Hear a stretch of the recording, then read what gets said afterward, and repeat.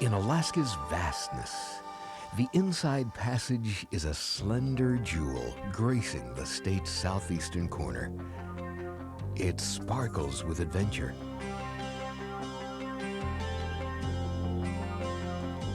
And Alaska's Inside Passage is huge. 10,000 miles of coastline. 10 million acres of forest. 1,000 islands. And a wilderness home to Alaska's wildlife. Cruise ships skirt the steeps that dwarf them as they glide through deep water passages cut by a millennium of glaciers. Come aboard and explore the wonders of the Inside Passage, that 1,000-mile journey from southern British Columbia to Skagway.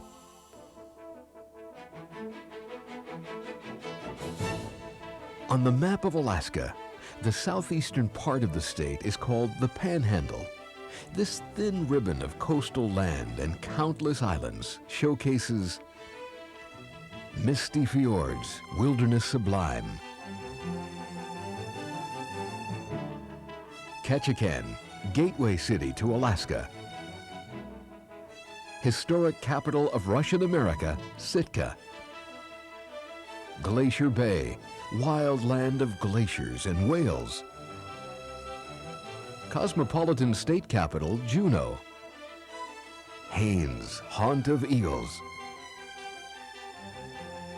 and Gold Rush Skagway with trains, historic buildings, and gateway to adventure. Over a century ago, well before the gold rush to the Yukon, sightseers sailed up the Inside Passage on steamships.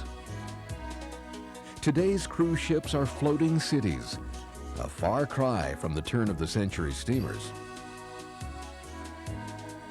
One thing hasn't changed: the natural beauty of Alaska. At the dawn of a new millennium, much of the Inside Passage is still wild and untamed. Misty Fjords National Monument is such a place. This wilderness, as big as the state of Delaware, is a masterpiece of glacial creation, a perfect fjordal system. Sheer rock walls, sculpted by glaciers, rising from 1,000 feet beneath the water surface and soaring 3,000 feet, are taller than the granite cliffs of Yosemite National Park in California. Falls cascade into the sea. Though we are at sea level, there is a feeling that we are cruising on an alpine lake and the roof of the world. Bears wander along the shore while eagles soar above. Bearded mountain goats clamber on the rocky heights. Not far from Misty Fjord's wild beauty is Ketchikan. The town's claim to be the largest collection of totem poles is not just hype, it's highly visible. At the Totem Heritage Center, valuable specimens from nearby Tlingit, Haida, and Tsimshian villages were rescued and preserved. North of town, more than a dozen poles stand among the trees of a forest glade in Totem Bight State Historical Park. Here, ancient Indian art was reconstructed by the Civilian Conservation Corps in the 1930s on the site of an old fishing village. A few miles south of town is Saxman Village, a safe keep of Tlingit traditions. Each pole tells its story. Totem pole carving is found nowhere else in the world except among the coastal tribes of Washington, British Columbia, and Alaska. Poles were carved to commemorate special events in the life of the family or tribe. At Saxman, Native American craftsmen are keeping alive the once suspect art of pole carving. They're teaching it to young artists who will carry on.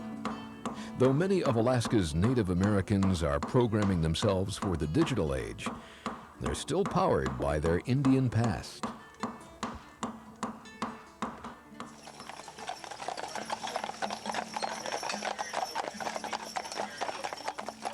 Alaska is so big that it can't help being boastful. Ketchikan is no exception. Its boosters proclaim it the Gateway City and Alaska's first city, for it is the first stop cruising up the Inside Passage. Alaska's fourth largest city also calls itself the rain capital. True, the big rain gauge on the dock has recorded over 200 inches of rain in a year, but there are other areas in Alaska that get more rain than that. Fronting the sea, the city is 5 miles long and 2 blocks wide. Many of its buildings and some of its roads are supported by pilings. One picturesque corner of the city is Creek Street.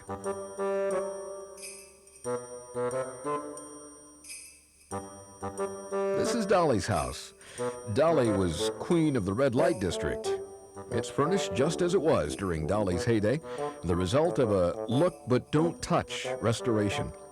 The red lights were shut off for good in 1954, but Dolly stayed on, living in her home until her death.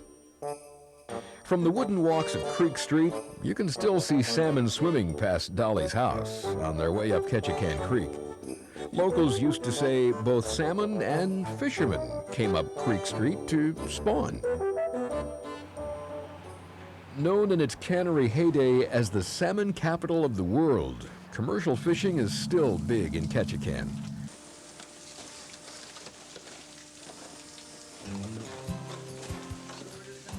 Today, the fabled fishing waters of the Inside Passage attract sport fishermen.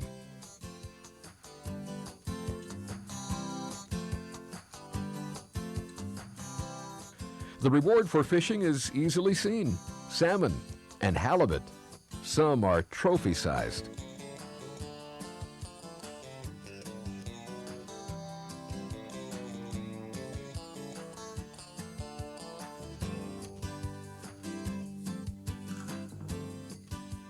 Staying at a comfortable fishing lodge is a far cry from the Indian fish camps.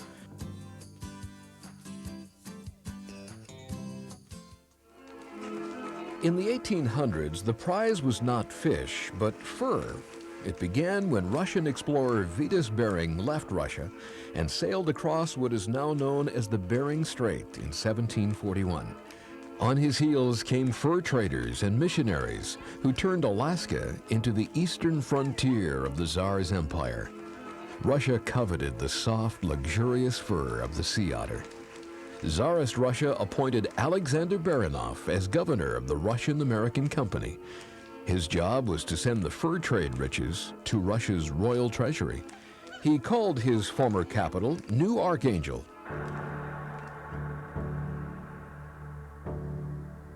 Today, it's called Sitka. Snow-capped Mount Edgecombe looks down on one of the most beautiful locations for a city in Alaska. It's easy to see why Baranov selected this site as his capital. When Los Angeles was no more than a dusty little mission, Sitka was a bustling trade center, its commercial enterprise reaching south to California and west to Hawaii. Under Baranov, the colony flourished, but not without struggle. Angry Indians destroyed his first settlement of Redoubt St. Michael. Later, in this totem-populated forest, now part of the Sitka National Historic Park, booming Russian cannons blasted the Sitka Tlingits in a bloody battle. Unbowed, the Tlingits withdrew when they ran out of bullets.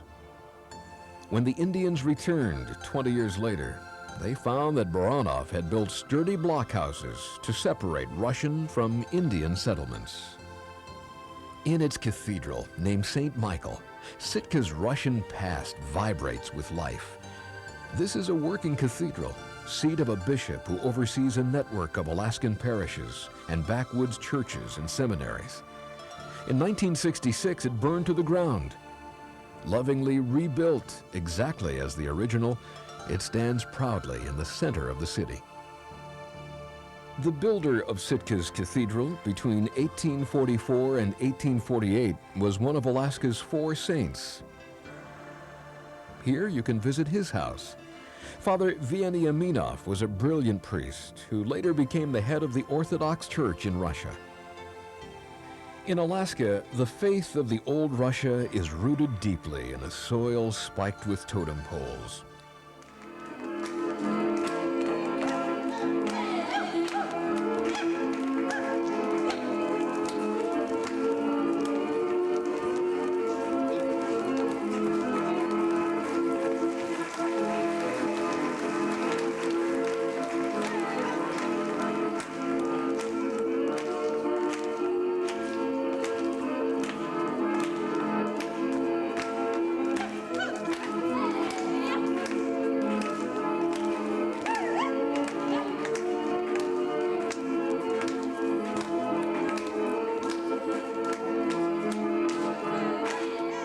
This new Archangel Dancers group is keeping alive the folk heritage.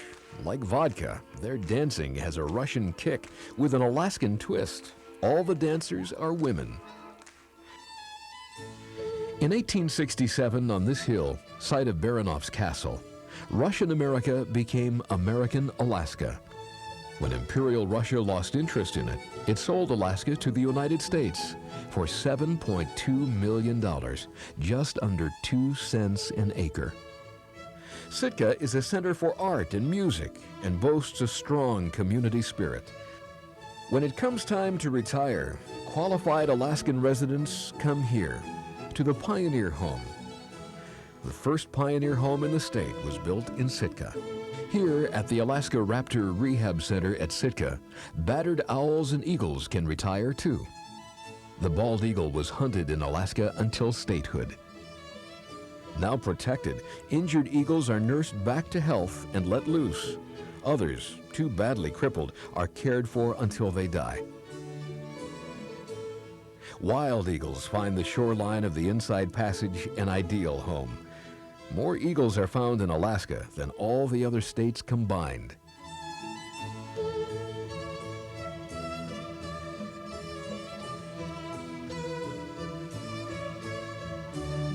East of Sitka is Admiralty Island, called the Fortress of the Bears.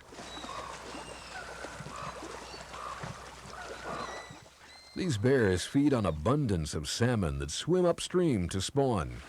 The brown bear is huge, up to 1,200 pounds. They are the undisputed kings of Alaska's wild lands.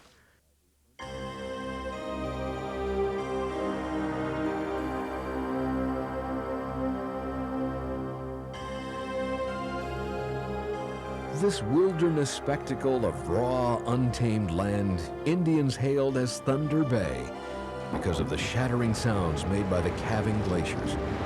We call this awesome place Glacier Bay National Park. It is a highlight of any visit to Alaska. 2 centuries ago, this vastness was still locked within an Ice Age prison. English explorer Captain George Vancouver's way was blocked by ice in 1794. Then the brittle lock cracked.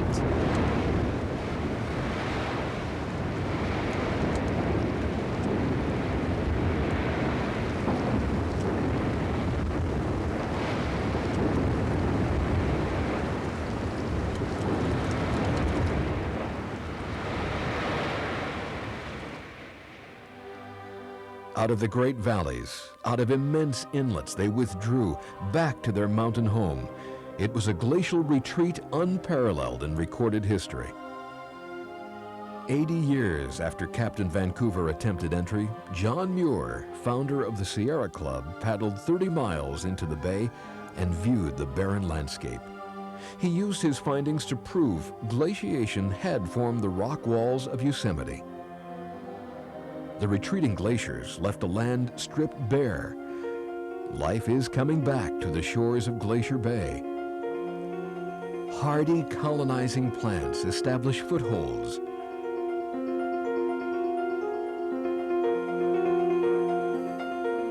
Returning birds, kittiwakes nest on sheer cliffs. Comical puffins, tufted and horned.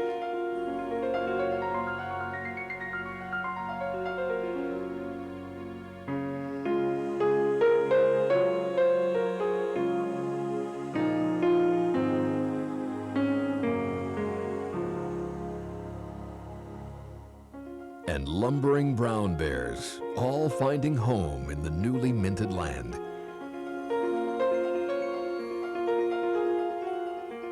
Native Americans have returned as well. Descendants of Tlinkits who fled the Ice Age centuries ago now dance on the shores of Glacier Bay.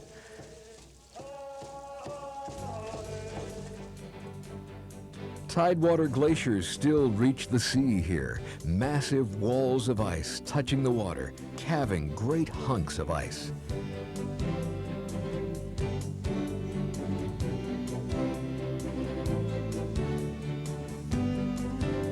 Adventurous kayakers paddle near the face of the glaciers, but not too close. They share the ice-cold waters with harbor seals. On the floating ice, the seals are safe from their enemy, the orca, or killer whales.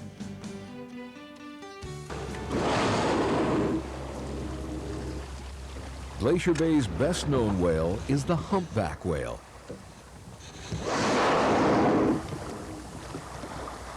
Each summer, they arrive here from their winter home in Hawaii with one purpose in mind: eating.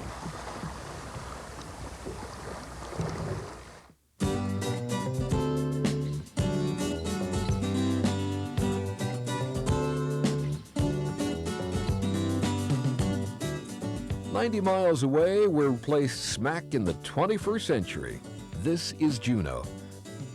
Clinging to the mountains alongside Gastineau Channel, there are no highways to Juneau. Only access is by ship or plane. But once you're here, you're aware of being in the state capital. More than half the people who live here work for the government, federal and state.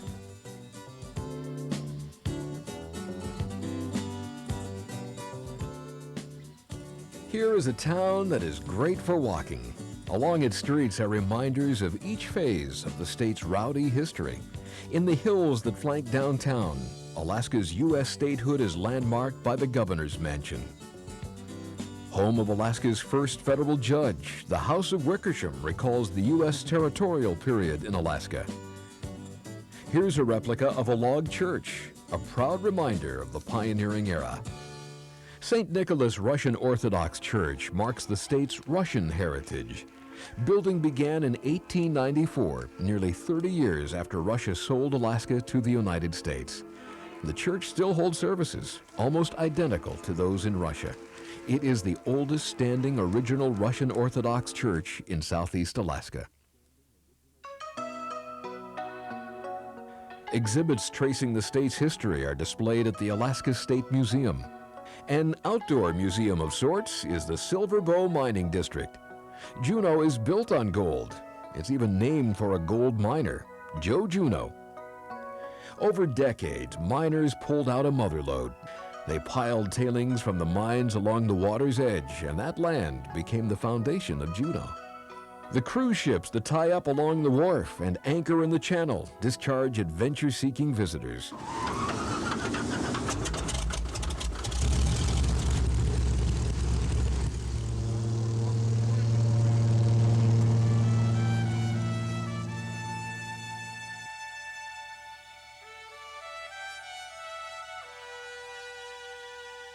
Flying in a float plane is an open door to exploring Juneau's backcountry ice field. The snow falling here in 1 year would cover a 10-story building.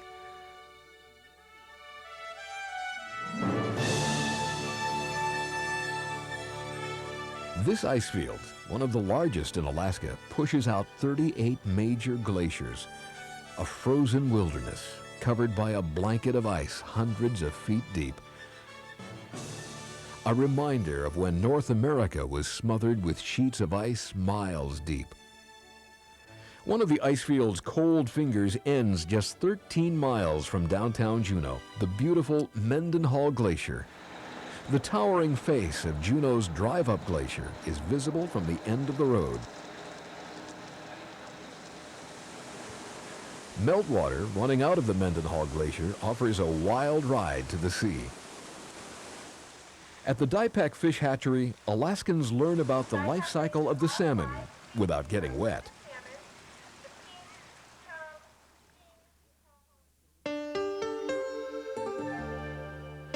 Up the Lynn Canal from Juneau is one of the few southeastern Alaskan cities accessible by road. Haines. Haines is a town sheltered by the Chilkat Mountains, with Lynn Canal, the longest glacial fjord in Alaska, at its waterfront. Some of its buildings are old, Victorian. Fort William H. Seward, built in 1908, was the first permanent U.S. military installation in Alaska. Others are reconstructions of time-honored Indian dwellings. A Tlingit tribal house. Haines exemplifies Alaska's frontier way of life. Haines is community. Whole, organic, rooted in the Native American soil. Mythical spirits of the first inhabitants here, wind and sun, eagle and trickster raven, they're a part of community. The Chilkat dancers keep alive the tradition.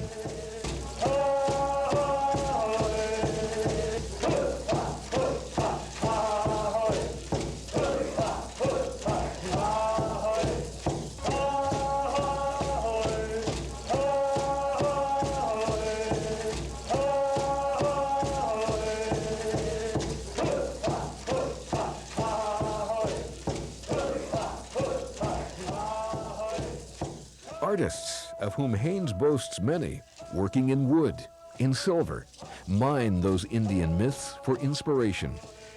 Eagles figure prominently in Alaska's art. Every winter, an unusual eagle convention occurs upstream from Haines. It is the largest congregation of bald eagles in the world, thousands of them. They feast on a late run of salmon at the Chilkat Bald Eagle Preserve.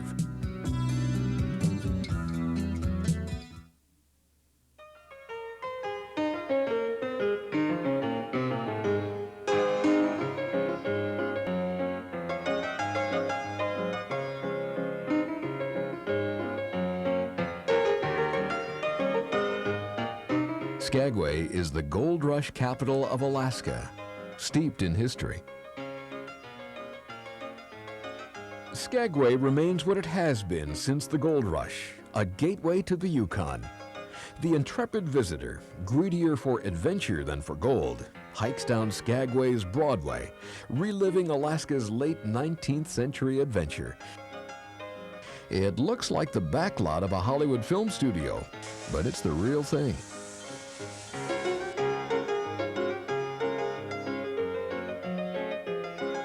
You can check in at the Golden North Hotel with its landmark Onion Dome and resident ghost. This 1898 hotel is the oldest still operating in the state.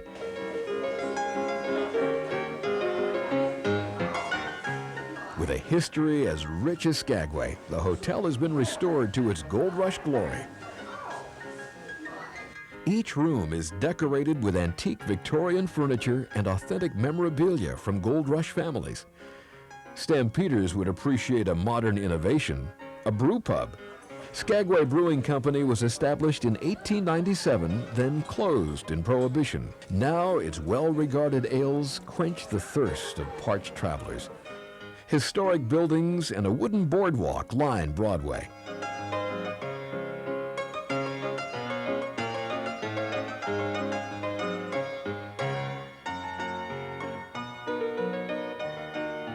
Corrington's Alaska Ivory is a gift shop and museum. On its walls, the historic pictures document the colorful history of Skagway. Visitors save their gold for shopping in Skagway, Alaska's best retail experience. The Red Onion Saloon also has its own ghost upstairs. This historic building is the Arctic Brotherhood Hall, with 20,000 pieces of driftwood ornamenting its facade. But brotherhood wasn't exactly what was brought out of folks yearning for gold. Lawless Skagway was a free-for-all. Rip-offs, cutthroats, shootouts. Graves were dug here, not gold. Jefferson Randolph Smith, alias Soapy Smith, robbed and cheated the miners. Soapy was the bad guy. Frank Reed, city engineer, was a good guy. He and Soapy killed each other in a shootout on the wharf. Both are buried at the Skagway Gold Rush Cemetery. It's just a short walk from the city. Frank got the big monument. Soapy got the fame. How could such things come to pass in a sweet little town like Skagway?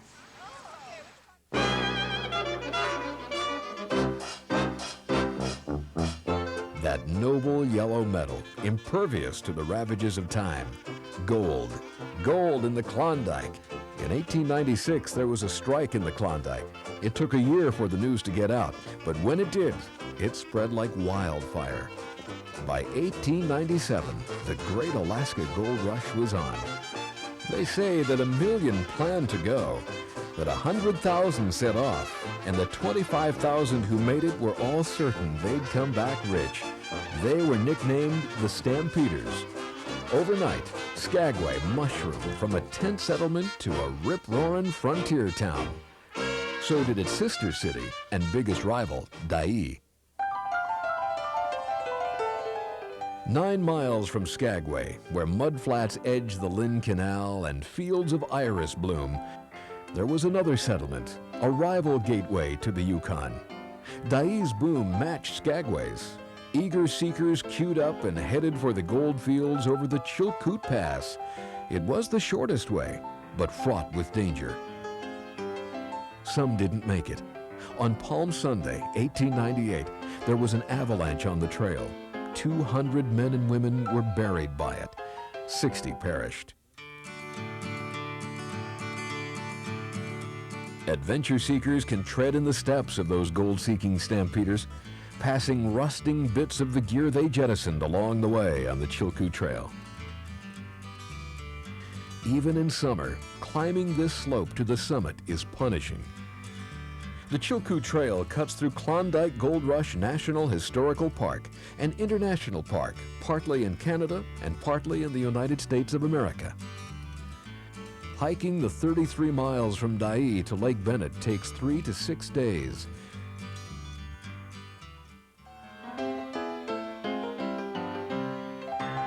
In the fierce winter of 1897, it was a frozen hell. Over 70 feet of snow fell that year, but the stampeders kept slogging, relaying supplies in 50 to 100-pound loads to make up the full 1 ton required of each of them by the Mounties on the Canadian side. Some plodded over 1,000 miles before reaching Lake Bennett. The biggest hurdle was climbing the golden stairs of the Chilkoot.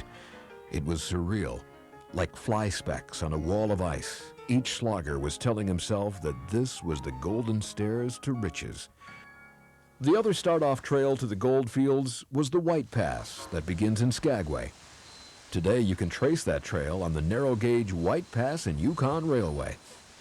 The old narrow-gauge train has been in operation since 1898.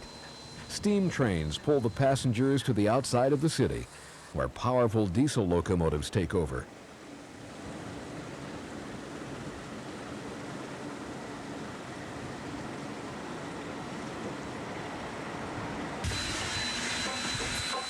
For years, engine number 73 was the stalwart. It had the prize job of pulling the authentic passenger cars. Now, a restored engine number 40 shares those duties. The railroad was built in just 2 years, 2 months, and 2 days. One crew began in Skagway and the other in Whitehorse, Canada. On July 28, 1900, the Golden Spike was driven. Exactly 100 years later, that event was reenacted at Carcross, Canada, just over the U.S. border, depicting the arrival of 2 steam engines, one from Whitehorse and the other Skagway.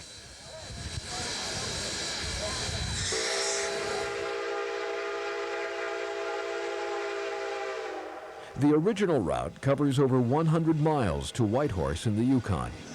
Today, the route is open to Carcross, but most visitors travel to the summit of White Pass.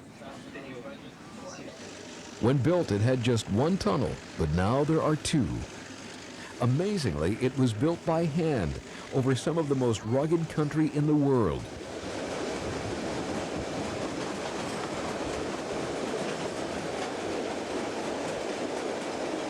At first, they said it couldn't be done. The grade is one of the steepest in the world. All the passenger cars are authentic and carefully maintained. The scenery today is spectacular, but in the 1890s, this was a trail of horror.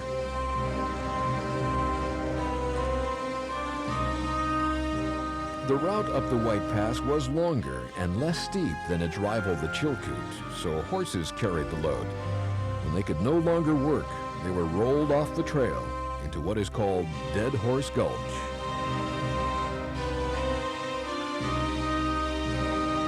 Also crossing the White Pass, running parallel to the railroad tracks, is the Klondike Highway. For those who pass on the railroad, the Skagway Tour Company takes tours up to White Pass summit. On the way, view Pitchfork Falls, all 3,000 feet of it.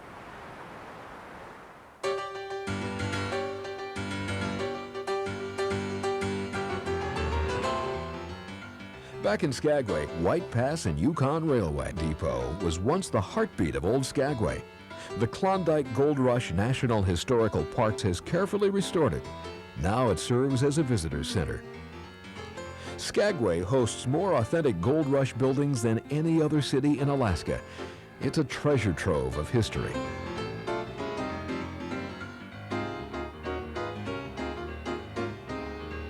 Relish the experience of walking tours led by the National Park Service. Skagway was a wild place. You could get anything in Skagway.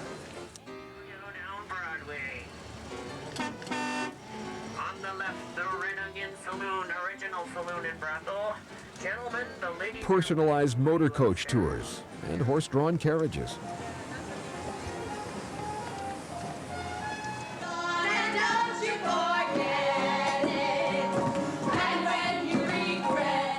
At the Days of '98 melodrama, relive the wild times in Skagway. Soapy Smith comes alive in a show that has run since the 1920s. That's it, it's this.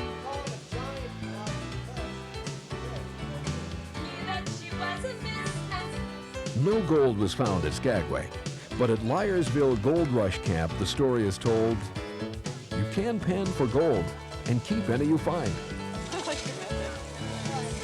Nearby, a restored gold dredge shows how technology replaced the individual miner.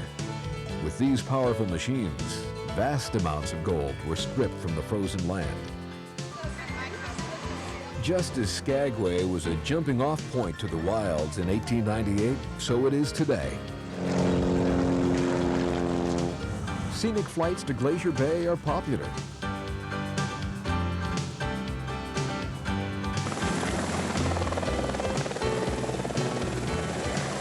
Helicopter tours to the ice field are exciting.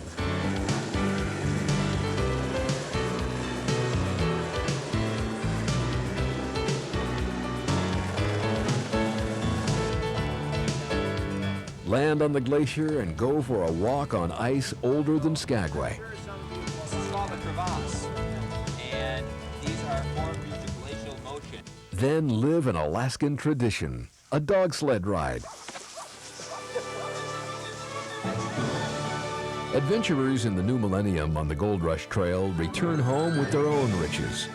Memories of the Inside Passage alive with Skagway's fabulous history. Incredible wildlife, friendly people, and the spectacular beauty of a land that grabs hold of the adventurous spirit of us all. Alaska's Inside Passage.